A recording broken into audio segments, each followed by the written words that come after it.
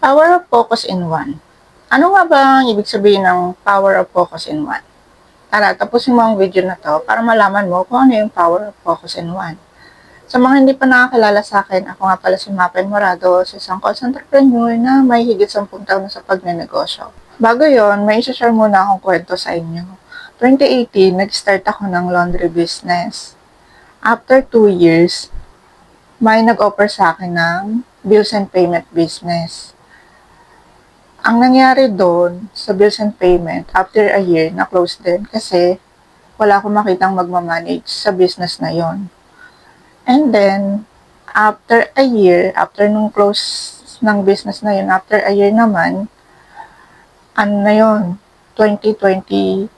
Kasi 2021, close na yung bills and payment. And then after a year, 2022, may nag-offer naman sa akin ng pautang business. So, sa pautang business, ang nangyari naman doon, nag-close din kasi after a year, nag-close din siya. So, 2023, nag-close siya. Kasi ang nangyari doon, hindi rin na-manage nung taong nag-handle nun. Dahil sa nangyari yon, na-realize ko na dapat nakapokus ka sa isang business lang muna. Hanggat hindi mo pa siya nakikitang successful. Sa sobrang daming business ideas, hindi mo na alam kung ano yung unahin mo doon. Yan yung mahirap pagka-interrupt ka kasi lahat ng business ideas maganda. Ang problema lang doon kung paano mo siya i-handle, kung paano ka magpo-focus sa ganong business. So, ang nangyari, ang na-realize ko doon, kung meron kang business na kumikita, doon ka muna mag-focus hanggang sa makita mo maging successful na talaga yung business na yon.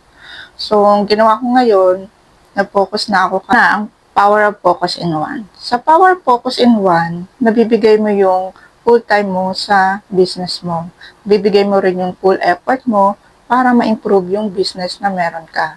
Unlike pagka marami kang business or marami kang pinagpo-focusan, nahahati yung time mo at effort mo. Tapos, nagiging multiple din yung mga problema mo or challenges sa business na meron ka. Kasi kung marami yan, maraming challenges. Iba-iba. Depende sa business na meron ka. Pero kung isa lang, yung business na inahandle mo ngayon at nakapokus ka dyan, yan lang yung tututukan mo.